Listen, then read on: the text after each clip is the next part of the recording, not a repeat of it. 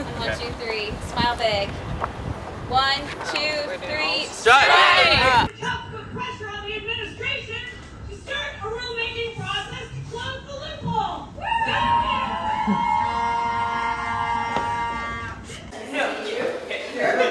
Yes, you are.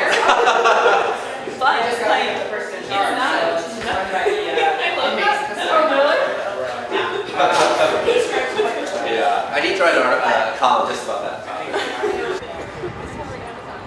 My name is Garrett DeVank. I'm a tech reporter for the Washington Post, and I'm a member of the Washington Post Guild. And you're out here today in San Francisco. The Washington Post here, it covers the Bay Area, Northern California tech. Is this your first strike?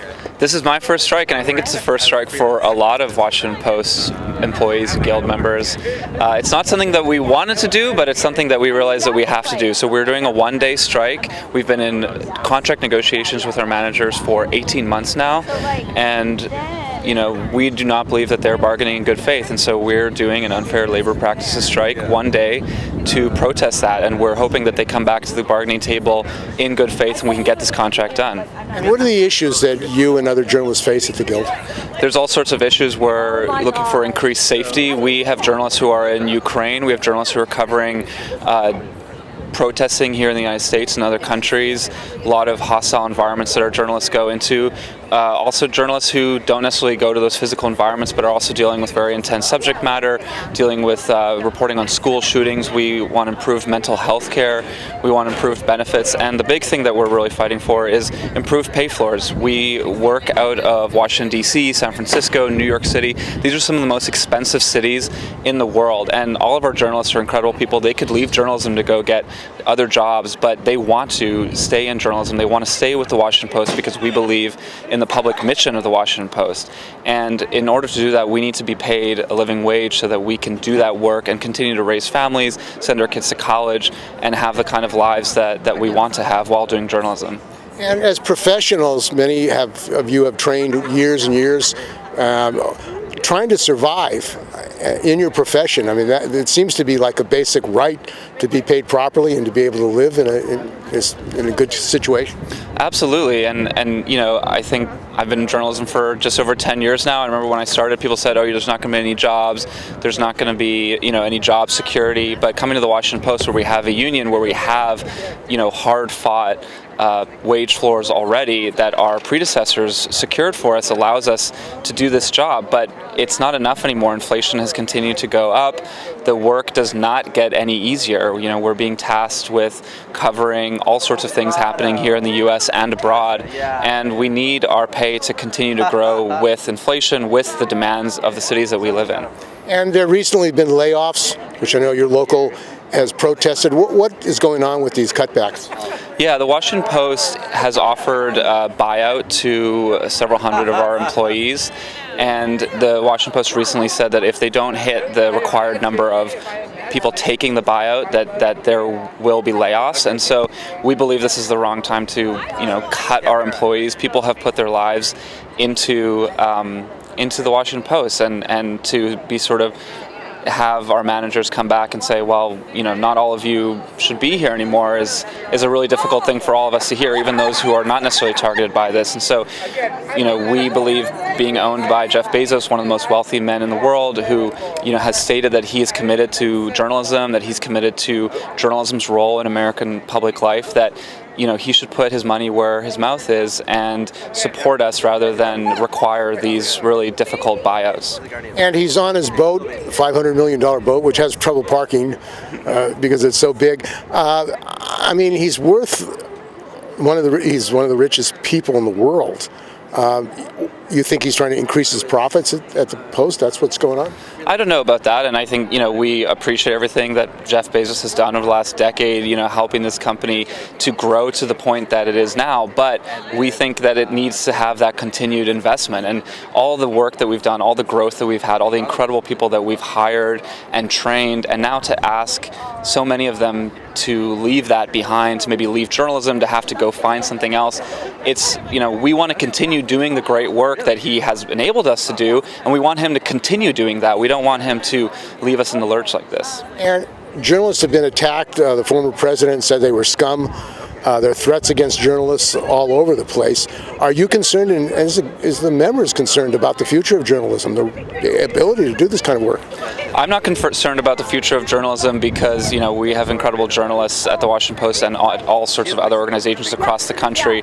But I truly believe that journalism should be more than just a passion. It's a job. I love journalism, but some days I have to get out of bed and go in, and I deserve to be paid a living wage. There's other things that I could be doing. There's other things that my colleagues could be doing, but we choose to do journalism, and we believe, getting pay that's commensurate with the effort that we put in is vital to be able to continue to do this work. And the rally at Washington Post was streamed today from D.C. It seems like technology, social media, you're getting your word out and organizing a campaign to support and educate people about this. Is this the first time that this has happened? The Washington Post has a long history of union action. We've been unionized for many, many decades. But yeah, the fact that technology does allow us to communicate, to do our job from across the country and across the world also allows the union to organize in this way. We have people on strike in Washington, in New York City, in San Francisco, and all across the country and the world, really. We have bureaus across the United States, across the world, in Europe, in Asia, in the Middle East. We have reporters who have been working really, really hard in dangerous situations covering the war in Israel and Gaza who are also supporting of this strike. And so, all of us around the world are using technology to stay connected and to show solidarity with one another. And there have been other journalist struggles, unionization. A lot of young journalists, including at the San Francisco Chronicle here, have been fed up that they can't survive, and they've been going out. You think there's a trend going on of workers and journalists organizing?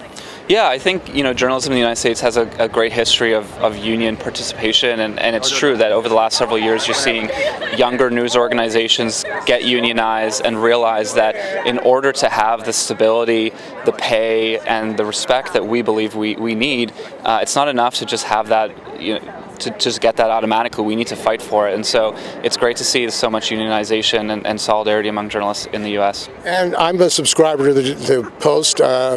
What can people do who want to support your struggle? Well, thank you for subscribing to the Post. I think today, which is Thursday, because we are on strike, please do not cross the picket line and read any Washington Post stories today. But any other day, please subscribe to us. Please support us. And yeah, check in with the Guild. This contract is not over yet, and we're going to continue to fight, and that may require future actions. And so I think just keep checking in with the Washington Post Guild and keep supporting us. And you had some very good speakers at the rally today, Sarah Nelson, flight attendants. You've been covering those issues. Mark Diamondstein of the American Postal Workers Union. The Post has been doing some great stories about the actual work that they do. Yeah, absolutely, and we've been covering all the crazy stories that have been going on in this country, and we'll continue to do so.